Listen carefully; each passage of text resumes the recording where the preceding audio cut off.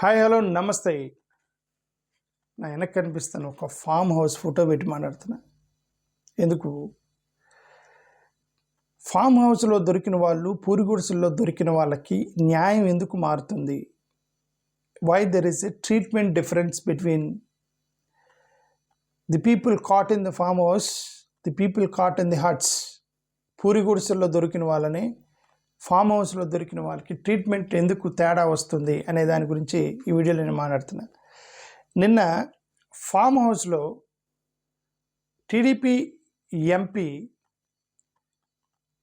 Moinabad form హౌస్లో TDP MP plus ఒక BRS మాజీ ఎమ్మెల్యే వాళ్ళిద్దరూ కూడా ఈ ఫామ్ హౌస్లో డ్రగ్స్కి సంబంధించినటువంటి కేసులో ఆరోపణలు ఎదుర్కొని వాళ్ళని అరెస్ట్ చేసి వాళ్ళు ఆల్రెడీ బెయిల్ తీసుకొని కూడా బయటకు వచ్చారు ఒక గంటలో. బట్ మనం గతంలో చూస్తే ఆంధ్రప్రదేశ్లో అఫ్కోర్స్ గతంలో ఆదినారాయణ రెడ్డి గారు వాళ్ళ అబ్బాయి హైదరాబాద్లో దొరికాడు, ఇప్పుడు ఇతను కూడా హైదరాబాద్లో దొరికాడు. సో వాళ్ళ పోలీసులు వేరు, మన పోలీసులు వేరు, వాళ్ళ గవర్నమెంట్ వేరు, మన గవర్నమెంట్ వేరు. So but I'm comparing because both the people belong to Andhra Pradesh. They may be caught in Hyderabad but they both belong to Andhra Pradesh. But earlier ఈ పూరిగుడిసెల్లో దొరికేటువంటి స్మాల్ పెడ్లర్స్ని కట్టేసి కాళ్ళ మీద కొట్టారు, గంజాయి వచ్చి అన్నారు. ఆ తర్వాత పెరేడింగ్ చేయించారు, రోడ్ల మీద పెరేడింగ్ చేయించారు. పెరేడింగ్ ఎందుకు చేయించారంటే వాళ్ళకి వెహికల్స్ లేవన్నారు. ఎందుకు నడిపించుకొని పోయారంటే పోలీసులు చెప్పిన థియరీ ఏంటంటే వెహికల్స్ లేవు. అదే పేదవాడికి వెహికల్స్ ఉండవు. ఎందుకు వాడు పేదవాడిని మనం ఎందుకు వాడు జీబీకేసి అనవసరం కదా. సో పేదవాడికి వెహికల్స్ ఉండవు. పోలీసులు చెప్పే థియరీ కూడా అదే. వెహికల్స్ అంటే నేను బెంజ్ కార్లో తీసుకెళ్తారా క్రిమినల్ని? ఒక చిన్న పోలీస్ జీబులు అన్నీ కూడా చిన్న జీబులే కదా. ఓకే, అంబులెన్స్కి ఏం ఏసీ రూమ్ బెటర్ కదా. ఏదో ఒక చిన్న వ్యాన్ ఉండిద్ది, వ్యాన్కి ఒక బండి ఉండిద్ది, టెంపరీ పడుకోబెట్టి హాస్పిటల్ పడేసేంతవరకు ఒక చిన్న వెహికల్ అంబులెన్స్. అలాగే పోలీస్ జీపులు కూడా బెంజ్ కారుల్లో ఏం క్రిమినల్స్ అని తిప్పరు కదా వాళ్ళు. వాళ్ళకి ఒక జీపు ఉండేది, క్రిమినల్స్ని తీసుకెళ్లే జీపు. ఆ జీపును కూడా ఎక్కించకుండా నడిపించారు ఆయన కదా. ఎందుకంటే పెడ్లర్స్ అన్నారు, పేద పిల్లలు వాళ్ళు దొరికితే మాత్రం వేసేస్తున్నారు అనమాట. సో అది ఇప్పుడు తెలంగాణలో ఈగిల్ టీం అని వాళ్ళకు ఉన్నది elite action group of drug law enforcement.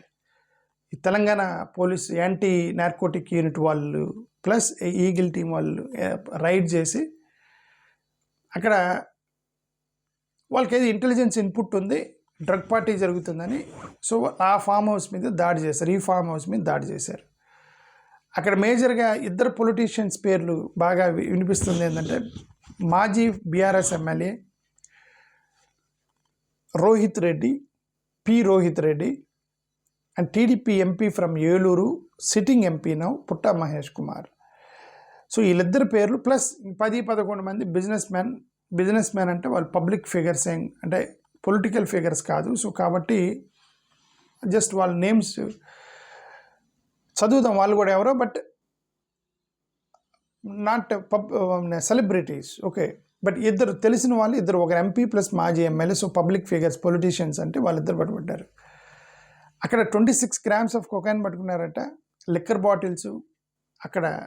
అయినా సరే మీకు నాకు డౌట్ వచ్చింది. ఏదంటే ఒక టీడీపీ ఎంపీ ఉంటే బీఆర్ఎస్ మాజీ ఎమ్మెల్యే అయితే వేసేస్తాడు రేవంత్ రెడ్డి గారు, ఎందుకంటే అపోనెంట్ కాబట్టి. బట్ అక్కడ టీడీపీ ఎంపీ ఉన్నాడు, రేవంత్ రెడ్డి గారు ఎలా పట్టుకున్నాడు అని నాకు ఎక్కడో డౌట్ వచ్చింది. బట్ నాకు అర్థమైంది ఏంటంటే వాళ్ళలో ఎవరు కాల్చారట, బుల్లెట్స్ గాలిలోకి కాల్చారట పోలీసులు కాల్చలా, పోలీసుల మీదకి వీళ్ళే అక్కడ డ్రగ్ పార్టీలో ఉన్న వాళ్ళు కాల్చారట. అందుకని పోలీసులు కోపం చేసినట్టున్నారు అని నాకైతే అనిపించింది. ఓకే,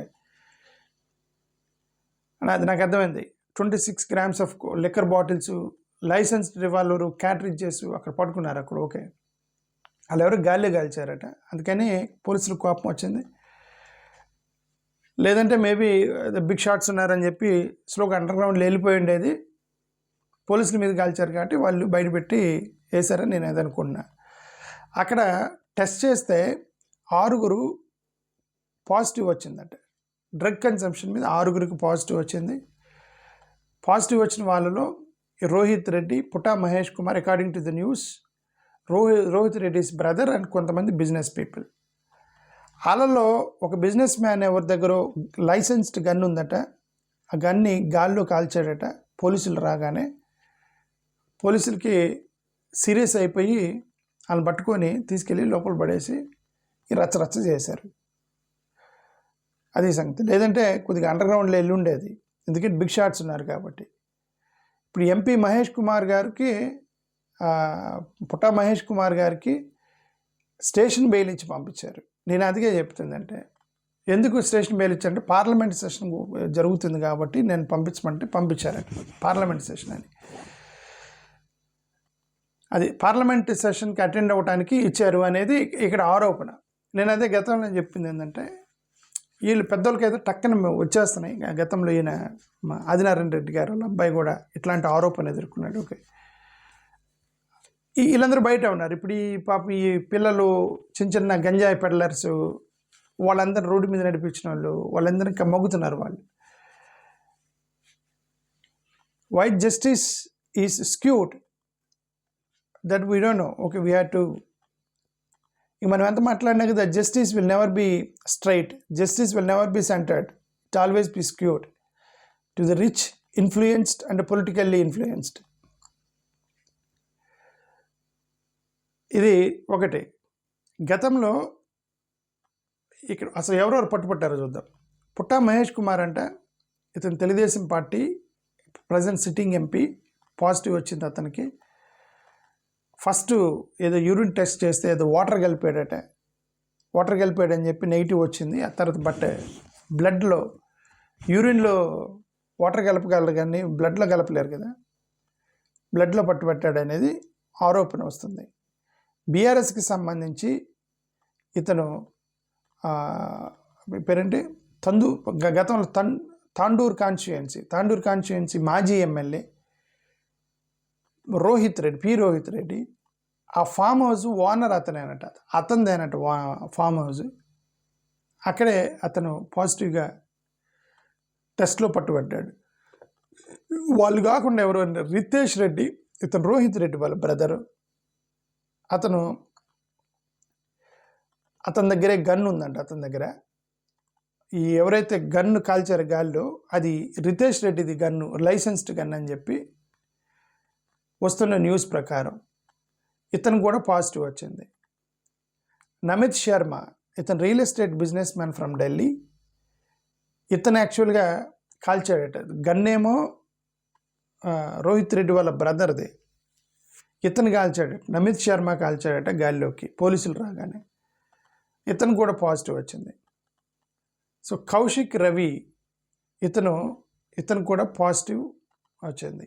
అర్జున్ రెడ్డి ఇతను కూడా పాజిటివ్ వచ్చింది. ఇంకెవరో రమేష్, శ్రావణ్ కుమారు, విజయకృష్ణ, వీళ్ళందరిలో ఎవరో ఒక అన్ఐడెంటిఫైడ్ ఉమెన్ ఉందట పార్టీ అని ఒక రూమర్ వస్తుంది. అన్ఐడెంటిఫైడ్ ఉమెన్, మరి అంతమంది మగవాళ్ళు ఒక్క మహిళ ఎందుకుంది రైట్ అనేది మనకి తెలీదు. We have to wait and see why there is one women among so many men. Okay, అంటే న్యూస్ ప్రకారం.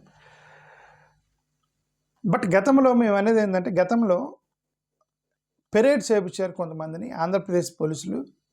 గంజా పెడ్లర్స్ని తీసుకొచ్చి మీడియా ముందు కూర్చోబెట్టి, మీడియా ముందు వాళ్ళేమో డ్రగ్స్, ఇది గంజా, ఏది which is more dangerous, ganja or drugs? డ్రగ్స్లో పట్టుబడ్డ బిగ్ షాట్లని మీడియా ముందు ప్రవేశపెట్టడం, ముసుగులేయటం, రోడ్ల మీద నడిపించడం ఏమీ ఉండదు. తీసుకెళ్ళి జస్ట్ వాళ్ళకి బెయిల్ ఇచ్చి, ట్రీట్మెంట్ ఇచ్చి, సపరా ఏమంటారు హాస్పిటాలిటీ ఇచ్చి పంపిస్తున్నారు. వీళ్ళనైతే ఒక ముసుగేసి రోడ్డు మీద నడిపించి, మీడియా ముందు పెట్టి, ఆడ ముఖం చూపించి ఇదంతా రచ్చ చేస్తున్నారు.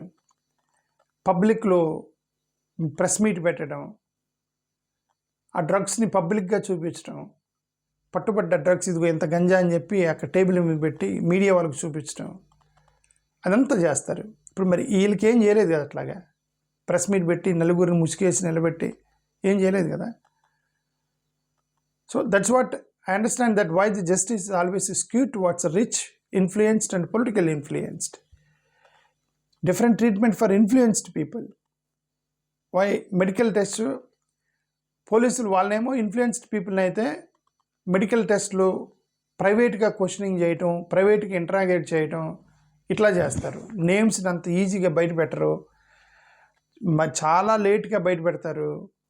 వెంటనే స్టేషన్ బెయిల్ వేయటం, లీగల్ ప్రొటెక్షన్ ఇవ్వటం, ఇవన్నీ చేస్తుంటారు రిచ్ పీపుల్కి. వాళ్ళు ఏమంటారు పోలీసులు ఎందుకు ఇదంతా ఏంటంటే ఎన్ఫోర్స్మెంట్, వాళ్ళు ఏమన్నారంటే పబ్లిక్ బ్రీఫింగ్స్ అనేవి ఎన్ఫోర్స్మెంట్ సక్సెస్ని చూపించడానికి, ట్రాఫికర్స్ని వార్నింగ్ ఇవ్వడానికి మేము పబ్లిక్గా నిలబెట్టి వీళ్ళందరినీ చూపిస్తాము, ఇదిగో మేము పట్టుకుంటాం అబ్బాయిని వార్నింగ్ ఇవ్వడానికి అని చెబుతున్నారు వాళ్ళు. మరి అదే ఇది కూడా చేయొచ్చు కదా. ఇది కూడా మీరు సక్సెస్ సాధించారు కదా రైడ్ చేసి ఫామ్ హౌస్ మీద. ఆ సక్సెస్ని ఎందుకు పబ్లిక్కి చెప్పరు? పేదవాడిని పట్టుకున్నప్పుడు మా సక్సెస్ని సాధించామని చెప్పడానికి, వార్నింగ్ ఇవ్వడానికి పెడ్లర్స్కి మీరు పబ్లిక్గా అతను పెడుతున్నారు. ఇది కూడా సక్సెస్సే కదా, ఇది ఎందుకు బయటకు చెప్పరు అనేది. బట్ వీళ్ళకి ఏంటంటే రిచ్ పీపుల్కి ఏంటంటే వాళ్ళకి లాయర్లు ఉంటారు, లీగల్ ప్రొసీజర్ ఉంటుంది. దాన్ని రిచ్ పీపుల్ని పెట్టాలంటే పబ్లిక్గా ఎవిడెన్స్ గ్యాదర్ చేసి అప్పుడు బయట పెట్టాలి. ఈలోపు టక్కన ఎవరో లాయర్ వస్తాడు, యాంటిసిపేటరీ బెయిల్ వేస్తాడు, ఆ క్వశ్చన్ అంటాడు, ఈ క్వశ్చన్ అంటాడు. అందుకని తలకాని పని రిచ్ పీపుల్ దగ్గరికి కొద్దిగా జాగ్రత్తగా వెళ్తారు. పేదవాడి దగ్గర అయితే వాడు లాయరు, వాడి ఇంట్లో వాళ్ళ తల్లిదండ్రులు కూడా రారు, వాడు పట్టుబడ్డాడంటే లాయర్ తర్వాత సంగతి. కాబట్టి వాడిని వెంటనే వేసేస్తారు లోపల. అది నాకు ఒకటి అర్థమైంది. ఓకే, ఈ హ్యూమన్ రైట్స్ వాళ్ళు కూడా ఏంటంటే ఇంకైతే ఇట్లాంటి బిగ్ పీపుల్ని ఎవరైనా ఇస్తే హ్యూమన్ రైట్స్ ఇవన్నీ మాట్లాడితే కానీ పేదలకి ఎవరో ఒకరు కంప్లైంట్ చేస్తే తప్ప వాళ్ళు రెస్పాండ్ అవ్వరు. హ్యూమన్ రైట్స్ కమిషన్ వాళ్ళు ఎవరో ఒకరు కంప్లైంట్ చేయాలి, అప్పుడు వాళ్ళు రెస్పాండ్ అవుతారు. అది దట్స్ నాకు అంతవరకు అర్థమైంది. ఫైనల్గా క్లోజ్ చేద్దాము. గతంలో ఇట్లా నడిపించిన వాళ్ళని ఎవరెవరంటే, కదిరిలో గంజా స్మగ్లింగ్ చేస్తున్నారని 2026లో కదిరిలో బి ఆంజనేయులు అని ఒక 23 సంవత్సరాలు, D Pavan 25, S Suri 34, C Adinarayana 28, వాళ్ళ దగ్గర 1.2 kg జస్ట్ ఒక కేజీ గంజా దొరికిందట అతని మీ దగ్గర. పోలీసులు పబ్లిక్గా పెరేడ్ నడిపించుకుంటూ తీసుకెళ్లారు వాళ్ళని. గుంటూరులో గంజా పెడ్లర్ 2026లో గుంటూరు 14 గంజా పెడ్లర్స్ని పబ్లిక్కి బయట పెట్టలేదు, కానీ వాళ్ళ దగ్గర 7.6 గంజా దొరికిందట. ప్రెస్ మీటింగ్లో చెప్పడానికి ప్రయత్నం చేశారు వాళ్ళని. విజయవాడలో పోలేజీ సాయి, కాకాని దేవరాజు, ఇంకెవరో ఒక 15 మందిని పట్టుకున్నారు. ఇదంతా ఎందుకు? తెనాల్లో 3 రోడ్డు మీద కొట్టారు. ఎందుకంటే గంజా బ్యాచ్ అన్నారు. రోడ్డు మీద పబ్లిక్గా కొట్టారు. నేను అందుకే గతంలో చెప్పింది ఏంటంటే, గతంలో వేరే మా సౌత్ ఎవరో నార్త్ ఇండియాలో ఇట్లాంటివి చేస్తే మీరు పబ్లిక్గా ఈవెన్ క్రిమినల్ హ్యావ్ డిగ్నిటీ, వాళ్ళకు కూడా హ్యూమన్ రైట్స్ ఉంటాయి. సో మీరు అట్లా పబ్లిక్కి పెరేడ్ చేయకూడదు అంటే అదంటే పోలీసులు ఏమన్నారు, మా దగ్గర వెహికల్ లేవు అంటున్నారు. అదే చెప్తుంది, మా దగ్గర వెహికల్స్ లేవు అన్నారు. సో అది సంగతి. ఓకే, థ్యాంక్ యూ, నమస్కారం.